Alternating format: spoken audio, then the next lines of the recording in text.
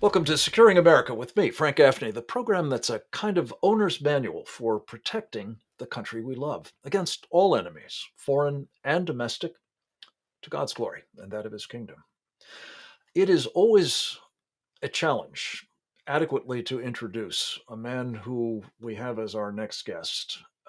He has an extraordinary curriculum vitae, as they say, life experience, service in the United States Air Force as a command pilot, as a defense attache, as a serious national security planner, strategist, and practitioner, among other places, in the National Security Council of the United States.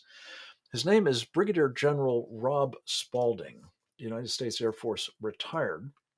He is the author of two really important books, Stealth War and the brand new one, War Without Rules, China's Playbook for Global Dominion.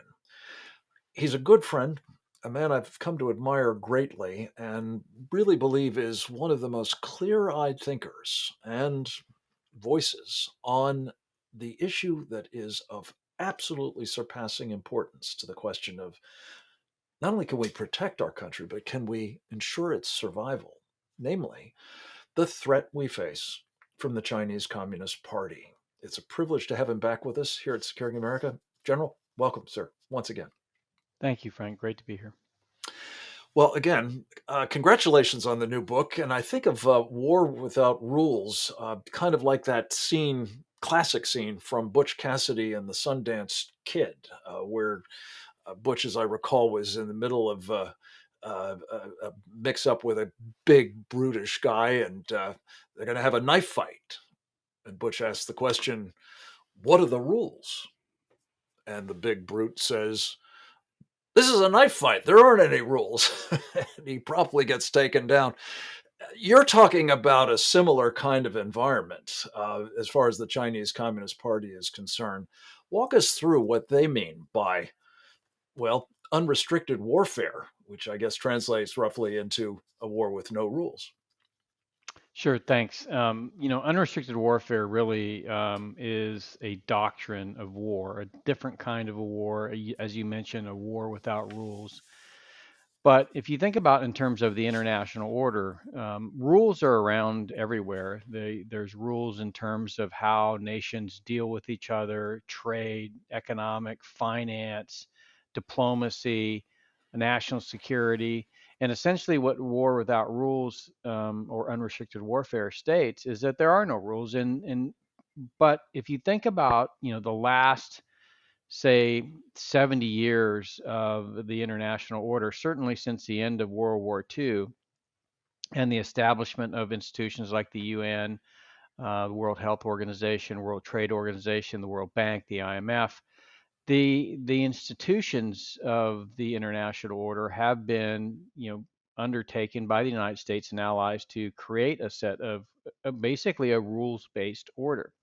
And so war without rules is not talking about just this idea where you're going to go out there in a knife fight and you're not going to have any rules, or there's no chivalry on the battlefield. That's something completely different than what's envisioned here. What's envisioned here is basically taking that rules-based order and turning it on its head, and doing so in a way that creates advantages for those that are willing to basically break all the rules. And that's essentially what these two PLA colonels were writing about. This um, explicit saying that the Chinese Communist Party is going to play by the rules, while everything they do is to undermine the rules themselves. And when you think about the things that they've been able to accomplish in 30 years in terms of growing their economy from less than $1 trillion of GDP to now, close to being, with purchasing power parity, the lead economy in the world.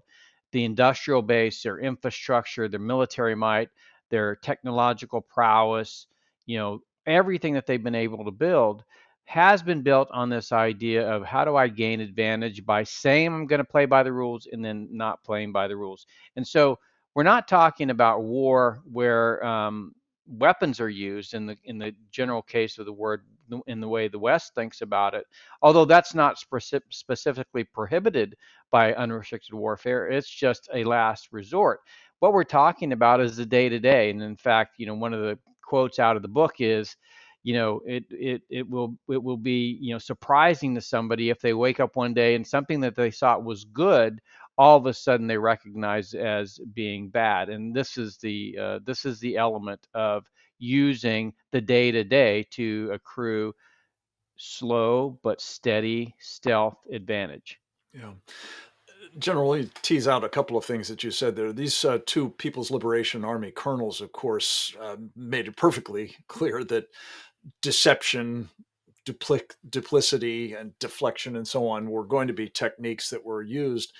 And it seems to me that much of what you've just described in terms of the buildup that China has achieved and the warfare that they have waged against us, absent at least to this point, the kinetic kind, has been made possible by the deception that they were benign and just wanted to be partners in business and finance and a market for our goods and so on, which fed into this whole idea that if we just engaged with China enough, that everything would come out right. They would be prosperous. They'd become more like us. We would be prosperous, and the world would be one great happy place.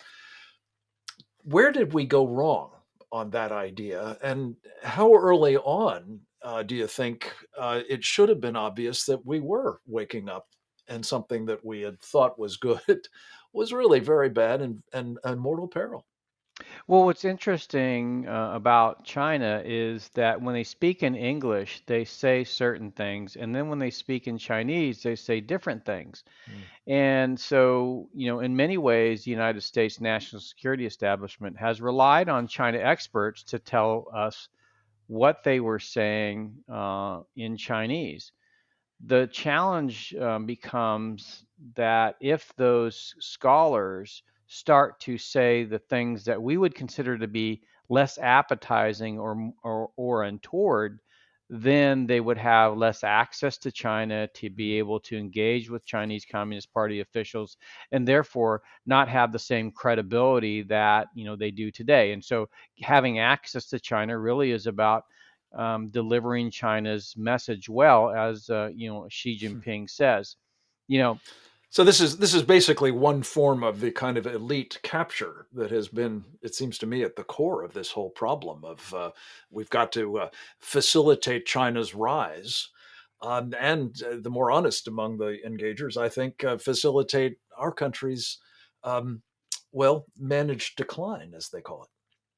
well, and the scholars basically say, well, there's hardliners and there are Western leaning officials in China, and then when you run Hawks and into doves, as right, they when you call it run in the into a Soviet Union. document like unrestricted warfare, well, that's the hardliners. They don't really hold sway Mm. in the Chinese Communist Party, and so one of the comebacks to that is Chao Liang is a retired general now that teaches at the National Defense University. So if these are really have been not made it into mainstream or really have been, essentially, de-emphasized within the party, then you would see Marginalized. people like this be marginalized. Yeah, indeed. General, we have to take a quick break. We're going to come back with more with Brigadier General Rob Spalding, the author of War Without Rules, a vitally important warning to us all that we are in the midst of a war with the Chinese Communist Party, have been, I would argue, for decades. I think he does too. And the fact that we aren't aware of it, we aren't responding to it appropriately, poses truly an existential threat to the freedoms that we hold dear and to our country that we hope to bequeath to our children and grandchildren. Rob Spalding is up next with more on how that war is being waged right after this.